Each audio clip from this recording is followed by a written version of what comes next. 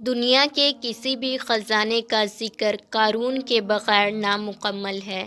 بہت سے قصے، کہانیاں اور روایات قارون اور اس کے خزانے کے متعلق مشہور ہیں، لیکن آج کی اس ویڈیو میں ہم آپ کو قرآن پاک اور مستند حوالوں سے قارون اور اس کے خزانے کا حال بیان کریں گے۔ معزز دوستو، یہ وہی شخص ہے جس کا ذکر قرآن مجید میں عبرت حاصل کرنے کے لیے کیا گیا۔ قارون حضرت موسیٰ علیہ السلام کے چچا کا بیٹا تھا۔ وہ بچپن سے ہی بے حد حسین اور خوبصورت تھا۔ یہی وجہ تھی کہ بنی اسرائیل کے لوگ اسے منور کہہ کر پکارتے تھے۔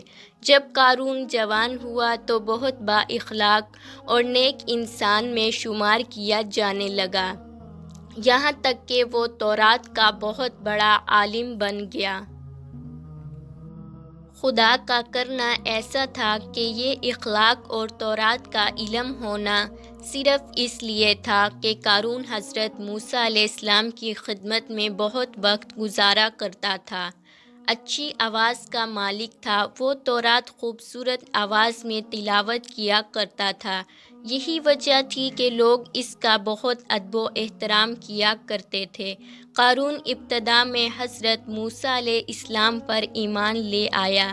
جب بنی اسرائیل کو قبطیوں کی غلامی سے آزادی ملی تو ان کے ساتھ مصر کو چھوڑ کر سرزمین موعود کی طرف ہجرت کر گیا۔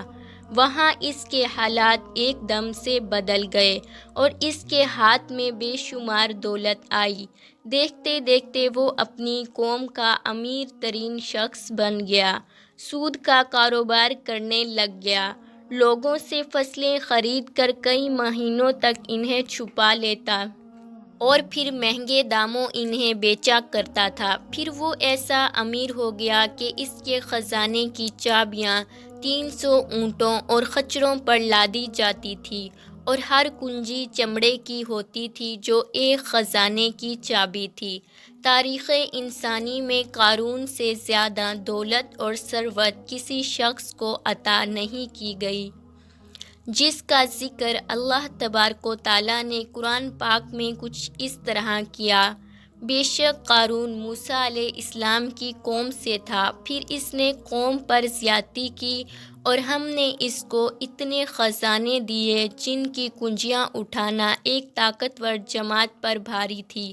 ایک اور جگہ پر اللہ تبارک و تعالیٰ ارشاد فرماتا ہے: جب اسے اس کی قوم نے کہا اتراؤ نہیں، بے شک اللہ تبارک و تعالیٰ اترانے والوں کو پسند نہیں کرتا، اور جو مال تجھے اللہ تبارک و تعالیٰ نے دیا ہے اس کے ذریعے آخرت کا گھر طلب کر اور دنیا سے اپنا حصہ نہ مانگ اور احسان کر جیسا اللہ تبارک و تعالیٰ نے تجھ پر احسان کیا، اور زمین میں فساد نہ کر، بے شک اللہ تبارک و تعالیٰ فسادیوں کو پسند نہیں کرتا۔ معزز خواتین اور حضرات، قارون شروع میں حضرت موسیٰ علیہ السلام کے ماننے والوں میں شامل تھا۔ ایک دن اللہ تبارک و تعالیٰ نے حضرت موسیٰ علیہ السلام کو زکوٰۃ کا حکم دیا۔ حضرت موسیٰ علیہ السلام نے اپنی قوم کو زکوٰۃ نکالنے کا حکم فرمایا۔ یہ سن کر قارون نے بھی حضرت موسیٰ علیہ السلام سے وعدہ کیا کہ وہ اپنے مال کا 1000واں حصہ زکوٰۃ میں دیا کرے گا۔ جب اس نے اپنے مال کا حساب لگایا تو ایک بہت بڑی رقم زکوٰۃ کی نکلتی تھی، لہٰذا اس کے دل میں حرص و لالچ پیدا ہو گئی اور وہ زکوٰۃ کا منکر ہو گیا۔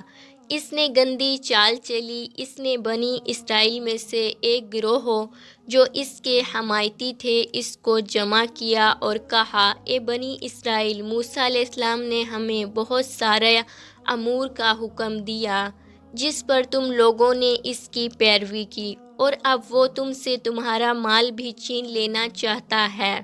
فلاں فحاشہ عورت کو لے کر آؤ تاکہ اسے پیسے دے کر موسیٰ علیہ السلام کو معاذاللہ بدکار ثابت کیا جا سکے۔ قارون نے اپنی قوم کے لوگوں کو جمع کیا اور حضرت موسیٰ علیہ السلام سے پوچھا کہ زنا کی کیا سزا ہے؟ حضرت موسیٰ علیہ السلام نے فرمایا: جو بھی زنا کرے چاہے اس کی بیوی بھی ہو، اسے سنگسار کیا جائے۔ یہاں تک کہ وہ مر جائے۔ قارون نے کہا حضرت موسیٰ علیہ السلام حتیٰ کہ اگر آپ یہ کام کریں تو آپ کے لیے بھی کیا یہی سزا ہے؟ حضرت موسیٰ علیہ السلام نے کہا ہاں، حتیٰ کہ اس کام کو میں انجام دوں تو میرے لیے بھی یہی حکم ہے۔ قارون نے کہا بنی اسرائیل کا یہ گمان ہے کہ آپ نے فلاں فحاشہ عورت سے زنا کیا ہے۔ حضرت موسیٰ علیہ السلام نے فرمایا اس عورت کو میرے سامنے لاؤ، لہٰذا وہ عورت بلا لی گئی۔ آپ علیہ السلام نے فرمایا اے عورت، اس اللہ تبارک و تعالیٰ کی قسم جس نے بنی اسرائیل کے لیے دریا کو پھاڑ دیا اور عافیت اور سلامتی کے ساتھ دریا کو پار کروا کر فرعون سے نجات دی، سچ کہے کہ کیا واقعہ ہے۔ حضرت موسیٰ علیہ السلام کے جلال سے عورت سہم کر کانپنے لگی اور اس نے مجمع عام میں صاف صاف کہہ دیا کہ اللہ تبارک و تعالیٰ کے نبی مجھے قارون نے کثیر دولت دے کر آپ علیہ السلام پر بہتان لگانے کے لیے آمادہ کیا ہے۔ اس وقت حضرت موسیٰ علیہ السلام آبدیدہ ہو کر سجدہ شکر میں گر پڑے اور بحالت سجدہ آپ علیہ السلام نے یہ دعا مانگی، یا اللہ تبارک و تعالیٰ قارون پر اپنا قہر و غضب نازل فرما دے، لہٰذا وہ تمام لوگ جو قارون کے ساتھ تھے وہ اس سے جدا ہو گئے۔ حضرت موسیٰ علیہ السلام نے اللہ تبارک و تعالیٰ کے حکم سے زمین کو حکم دیا تو زمین پھٹ گئی اور قارون اور اس کے پیروکار اس میں دھنسنے لگے۔ دیکھتے ہی دیکھتے قارون، اس کا مکان اور خزانہ سب کچھ اس زمین میں دھنس گیا۔